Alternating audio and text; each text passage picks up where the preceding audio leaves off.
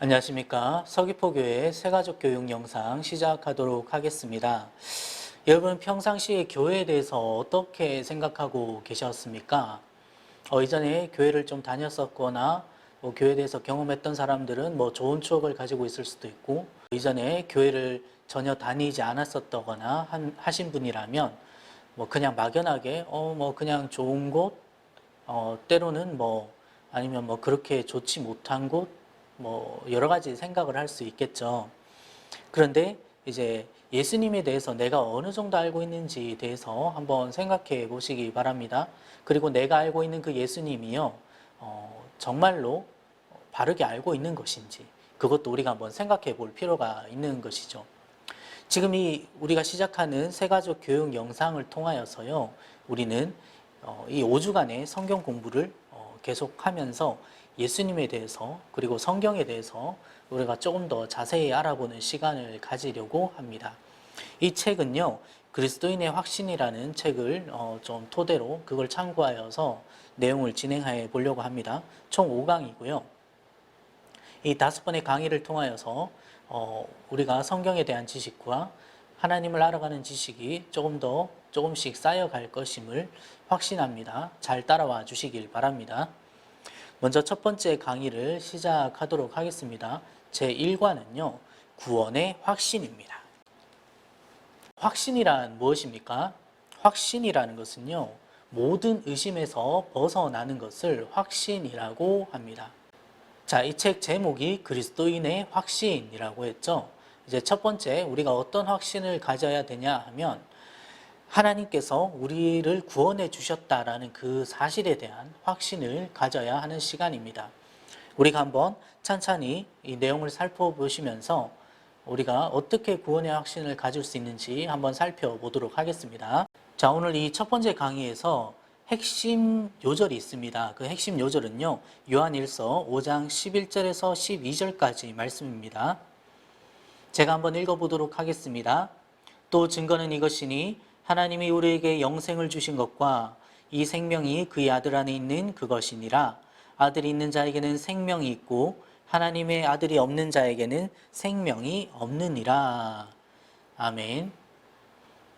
자, 여기 첫 번째 질문이 좀 이렇게 간단하게 처음 들어가는 질문이 나오는데, 보면 영생은 누가 줍니까? 라고 나오는데 5장 11절을 토대로 보면 하나님께서 주시는 겁니다. 증거는 이것이니 하나님이 우리에게 영생을 주신 것과 라고 나오지 않습니까? 영생은 하나님이 주시는 겁니다.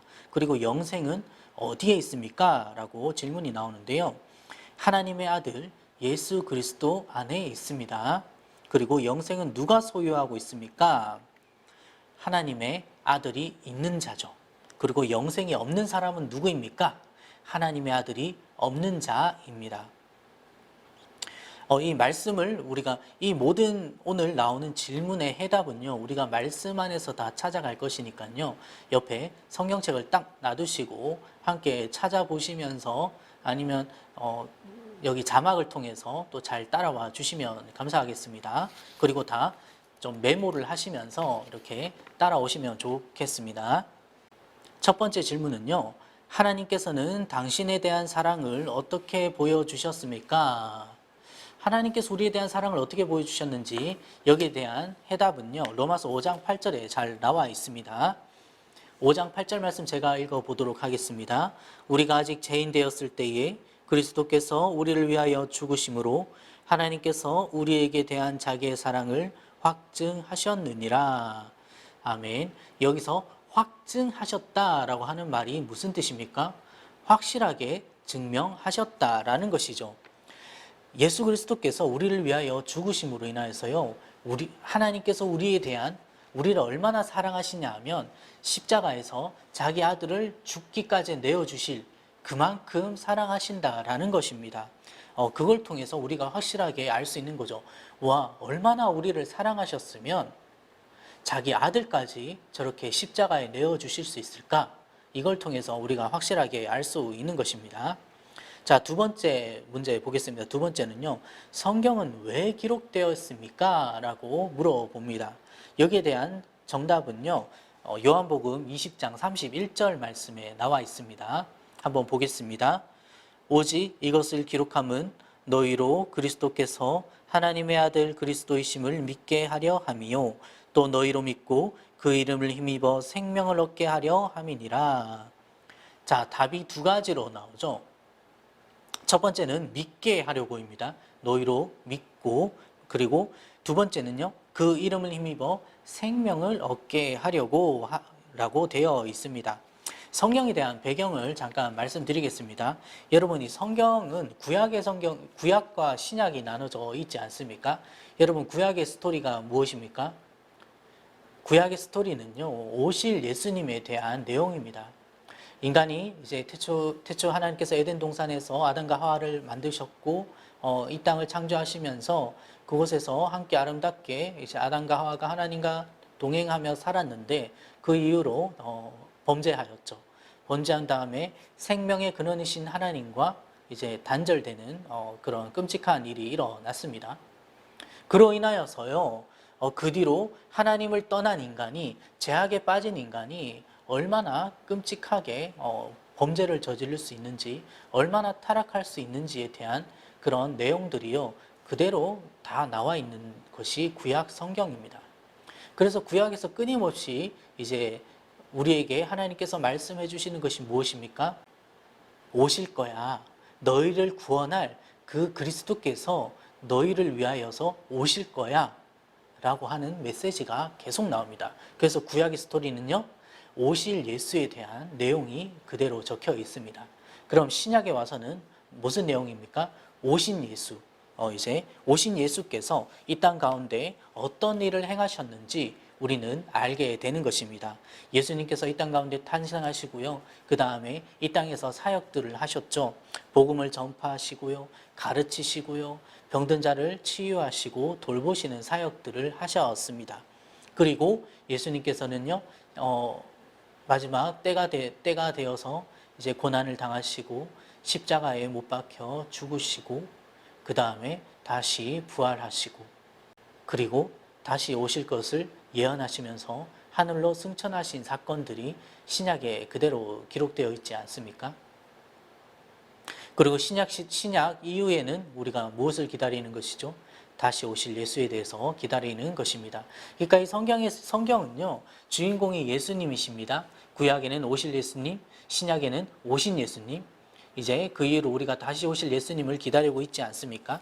3번 질문 보겠습니다. 3번 질문은요, 인간의 죄는 어떤 결과를 가져왔습니까? 여기에 대한 해답은 이사야 59장 2절에 나와 있습니다. 제가 읽어 보겠습니다. 오직 너희 죄악이 너희와 너희 하나님 사이를 내었고 너희 죄가 그 얼굴을 가리워서 너희를 듣지 않으시게 함이니. 아멘. 네, 우리 이 죄에 대한 가장 큰 결과는요, 하나님과의 단절입니다. 생명의 근원이신 하나님과 단절되었기 때문에요, 인간은요, 죽음을 향해 달려가고 있는 것입니다. 그리고 생명의 근원이신 하나님과 단절됨으로 인하여서 인간은 끊임없이 죄악을 향해서 달려가게 되는 것이죠. 자, 그럼 여기서 한번 질문을 하게 되는 것이, 인류가 최초로 죄에 빠진 그 사건, 하나님께서 먹지 말라고 하신 그 선악과를 이제 먹게 되므로 죄를 범하지 않습니까? 그럼 우리가 생각해 볼 수 있는 것이, 아니 하나님께서 애초에 그 선악과를 만들지 않으셨다면 죄에 빠지지 않지 않았을까? 라고 이렇게 질문하시는 분들이 있을 수 있습니다. 그런데 우리가 알아야 되는 것은요, 이 선악과는요, 하나님께서 우리에게 주신 그 자유의지의 상징입니다. 하나님께서는 우리를 그냥 꼭두각시로 만든 것이 아니고요, 우리 자유롭게 선택할 수 있고 우리가 자유롭게 살아갈 수 있도록 만들어 주셨습니다.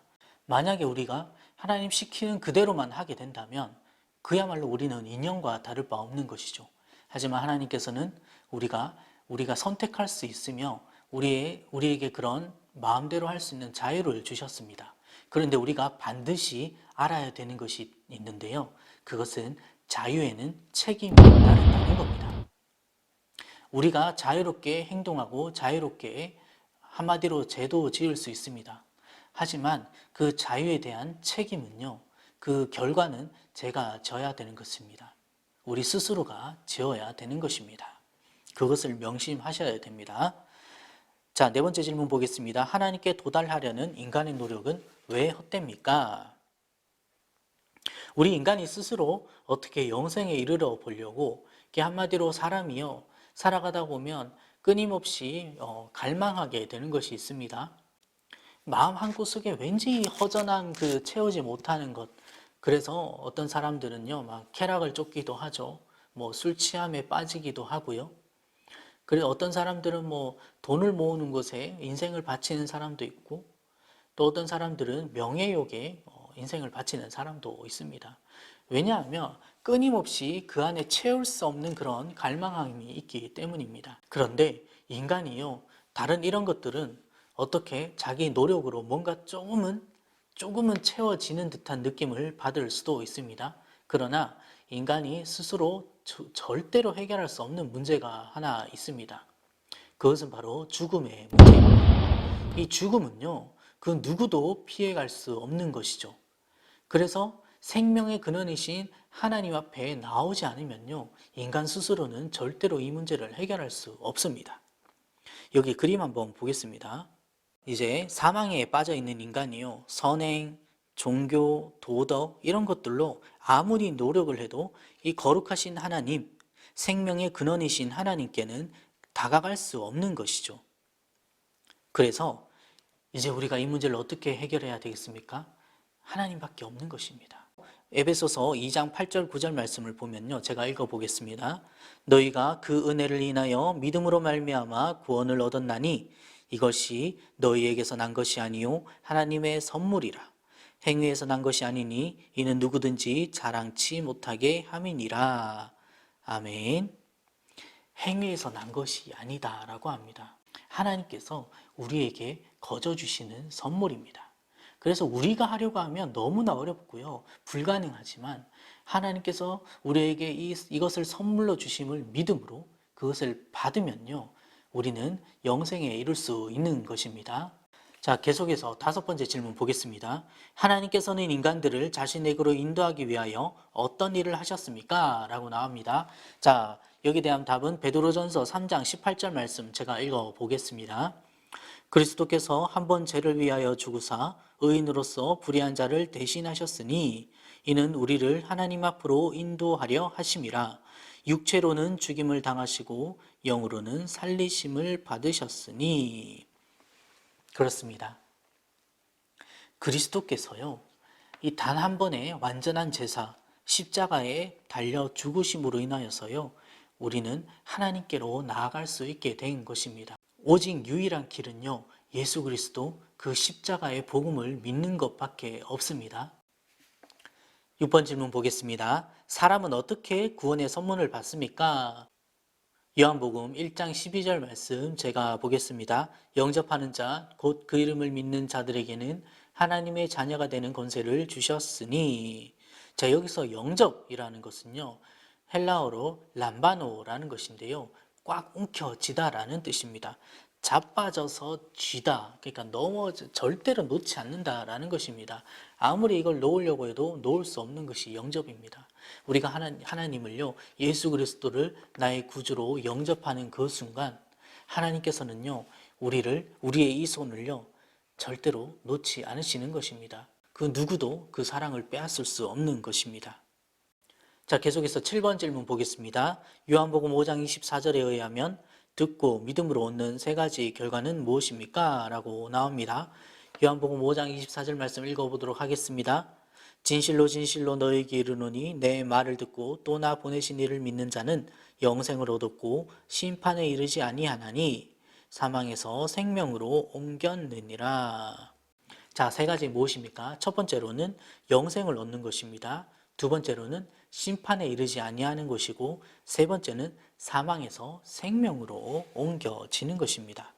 우리가 예수 그리스도를 믿으면요, 우리 안에 이런 확신이 생기면서 기쁨이 생기는 것입니다. 그래서 이 현재를요, 우리가 기쁨으로 살아갈 수 있게 되는 것이고요, 미래에 우리가 심판에 이르지 아니하는 것이죠. 장차 그 죽음 이에 있을 최후의 심판, 하나님의 심판대 앞에 섰을 때요, 우리가 예수 그리스도의 피를 힘입어서 최후 승리를 얻고 천국에 입성할 수 있게 되는 것입니다. 그리고 이전에 우리가 어디에 있었습니까? 사망에 있었지 않습니까? 우리는 사망 가운데 죽음을 향해 달려가는 그런 인생을 살아가다가 이제는 영원한 생명, 영생을 향해 달려가게 되어 있는 것입니다. 여기서 영생에 대한 그 시간 개념을 좀 말씀드려야 될 것 같은데요. 우리 인간이요, 요즘 100세 시대니까 100살이라고 쳐보고 처음 태어나서 100살까지 살다가 죽으면 끝입니까? 아닙니다. 우리는요, 영생을 살아가는 존재입니다. 영원한 삶을 살아가게 되어 있습니다. 우리는 영적인 존재이기 때문입니다. 하나님을 영접하는 그 순간 하나님께서 우리 가운데 임재하시고 이제 그때부터 우리의 그 천국의 삶은 시작되는 것입니다. 그래서 우리가 기쁨으로 살아갈 수 있는 것입니다. 자, 8번째 질문 보겠습니다. 예수님께서는 자기를 따르는 자들에게 무엇을 약속하셨습니까? 라고 나옵니다. 요한복음 10장 27에서 30절까지 제가 읽어보도록 하겠습니다. 내 양은 내 음성을 들으며 나는 그들을 알며 그들은 나를 따르느니라. 내가 그들에게 영생을 주노니 영원히 멸망하지 아니할 것이요 또 그들을 내 손에서 빼앗을 자가 없느니라. 그들을 주신 내 아버지는 만물보다 크심에 아무도 아버지 손에서 빼앗을 수 없느니라. 아멘. 먼저 영생을 주셨죠. 영생을 주셨고요. 또 앞으로도 영원히 멸망치 아니할 것이라 약속하시고요. 그러면 사단이나 질병이나 죄도 그 무엇으로부터도 우리를 빼앗을 수 없는 것입니다.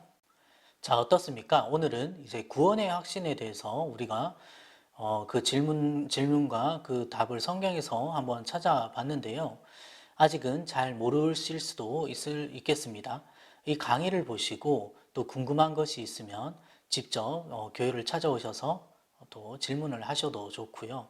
함께 또 이야기 나눌 수 있으면 좋겠습니다. 이제 앞으로 또 2강, 3강 계속해서 우리가 계속 진도를 나아갈 것인데요. 다음 그 2강의 내용은 무엇이냐 하면요.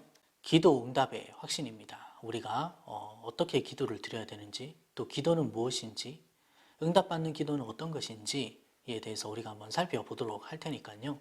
다음 강의도 기대해 주시고 다음 시간에 또 뵙도록 하겠습니다. 감사합니다.